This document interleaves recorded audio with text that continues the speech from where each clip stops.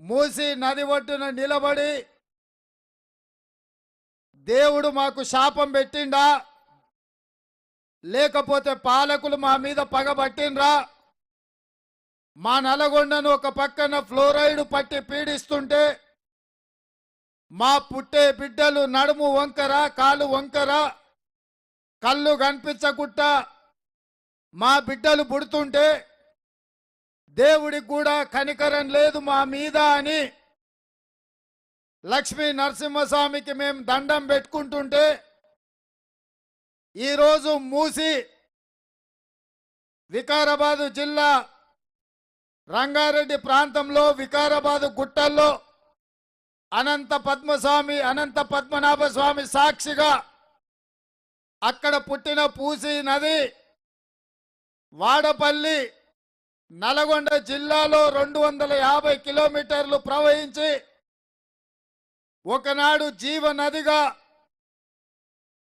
తెలంగాణ రైతాంగానికి, రంగారెడ్డి జిల్లా, హైదరాబాదు, నల్గొండ జిల్లా రైతులకు జీవనదిగా ఉండి పాడి పంటలకు ఈ ప్రాంతం నిలువుగా ఉండే ఈ మూసీ నదికి ఒక ప్రత్యేకత ఉంది. తెలంగాణ రాష్ట్రంలోనే పుట్టి తెలంగాణ రాష్ట్రంలోనే ప్రవహించి నల్గొండ జిల్లా కృష్ణమ్మలో కలిసి ఒక అద్భుతమైన త్రివేణి సంగమం మూసా నది, ఈసా నది కలిసి ప్రవహించి హైదరాబాదు నగరాన్ని పునీతుని చేసి హైదరాబాదు నగరం దాటుకొని రంగారెడ్డి జిల్లా దాటి నల్గొండలో ప్రవహించి నల్గొండలో ప్రవేశించి కృష్ణమ్మలో కలిసి ఈ ప్రాంత ప్రజలకు ఒకనాడు వరంగా ఉండే.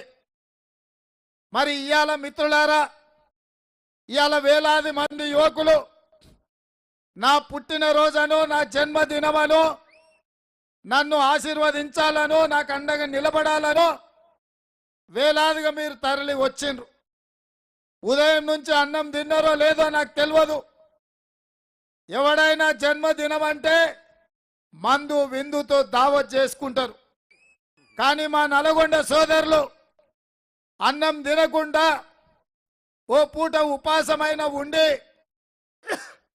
మా రేవంత్ అన్నకు అండగా నిలబడాలి, ఈ మూసీ నదిని పునరుజ్జీవింపజేయాలి, ఇది ఒక జీవ నదిగా మారాలి, మా జీవితాలలో మార్పు రావాలి, మా గౌడన్నలు ఈడ ఉన్న తాటి చెట్టు కళ్ళు చేసిన మేలు తల్లి చేసిన మేలు కళ్ళు చేస్తుందని మా గౌడన్నలు చెప్తే ఇవాళ సంటి పిల్లలకు ఆరోగ్యం కోసం కళ్ళు దాపించే సాంప్రదాయం మన ప్రాంతంలో ఉంది.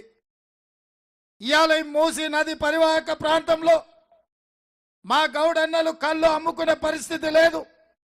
కళ్ళు కూడా కలుషితమై ఈరోజు ఈ ప్రాంత కళ్ళును కూడా అనుమానంగా చూసే పరిస్థితి. మూసీ నదిలో చేపలు తినాలంటే ఇంతకుముందే వెంకటేశ్ అని సోదరుడు చెప్పిండు, చందమామలు ఈ ప్రాంతంలో ప్రఖ్యాతి, బుక్కకు చందమామ చేప పెట్టుకొని తినాలని మా తాతలు చెప్పిండ్రు అన్నారు. కానీ ఇవాళ చేపలు బతికే పరిస్థితి ఇక్కడ ఉన్నదా? నేను అడుగుతున్న మా కుర్మాలు సోదరులను, ఇవాళ ఈ ప్రాంతంలో మీరు పెంచిన గొర్రెలు, ఈ ప్రాంతంలో ఆ మాంసం నల్గొండ గొర్రెలు పొటేన్లు అంటే తెలంగాణ రాష్ట్రంలోనే ఒక కీర్తి ఉంది. కానీ మూసీ నది ఒడ్డున పెంచిన గొర్రె పిల్లల్ని ఇవాళ గొర్రె మాంసమే తీసుకునే పరిస్థితి లేదు. మా యాదవ సోదరులు హైదరాబాదు నగరం నుంచి మొదలు పెడితే నల్గొండ జిల్లా వరకు మా యాదవ సోదరులు మూసీలో గడ్డి పెంచి ఆ గడ్డితోని బర్రెలకు వేసి ఆ పాలు తీసుకొచ్చి నగరంలో ఇంటింటికి తిరిగి పాలు పోసేవాళ్ళు. ఇవాళ మూసీ పరివాహక ప్రాంతంలో ఉన్న పాలను ఇవాళ ప్రజలు తాగే పరిస్థితి లేదు. పాల ప్యాకెట్లు కొనుక్కొని తాగుతురు, కానీ ఈరోజు పరిశుద్ధమైన పాలను తాగే ఈ ప్రాంతంలో ఉండే పరిస్థితి లేదు. ఒకనాడు రంగారెడ్డి జిల్లా నల్గొండ నుంచి ఎల్బీ నగర్ ప్రాంతం నుంచి వనస్థలిపురం నుంచి హయత్ నగర్ నుంచి ఆర్టీసీ బస్సులు ఉదయం నగరానికి వస్తే కూరగాయలతో, పాలకూరతో, పుంటికూరతో, మెంతం కూరతో, కరివేపాకుతో, టమాటాలతో, వంకాయలతో బుడంకాయలతోని బుట్టలు బుట్టలు తట్టలు తట్టలు ఆర్టీసీ బస్సులో పెట్టుకొచ్చి హైదరాబాదు నగరంలో కొత్తపేట ఫ్రూట్ మార్కెట్లో మలక్పేట ఫ్రూట్ మార్కెట్లో కూరగాయలను అమ్ముకునే వ్యవసాయ సంస్కృతి ఉండే. కానీ మూసి కలుషితమై మూసి నీళ్లతో పండించిన కూరగాయలు కొనే దిక్కు లేక పెట్టుబడి నష్టపోయి ఈరోజు కూరగాయలు పండించే రైతులు వ్యవసాయమే మానేసుకొని ఇవాళ వాళ్ళ భూములను తెగనమ్ముకునే పరిస్థితి వచ్చింది. ఇవాళ ముదిరాజులు చేపలు పట్టే వృత్తిని మానేసి వలసలు పోయే పరిస్థితి వచ్చింది.